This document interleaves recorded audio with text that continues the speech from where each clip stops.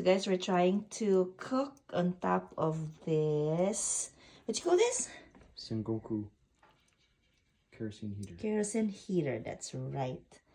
We'll see if it's gonna cook or not.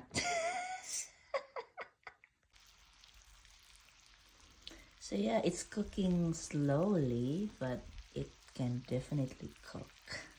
That's for sure. So yeah, there it is. The bacon's cooking.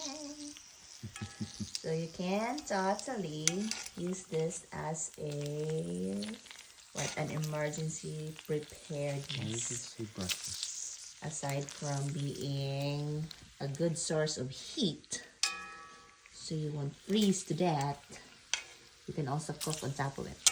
So yeah, here you go. What's the name of this thing again?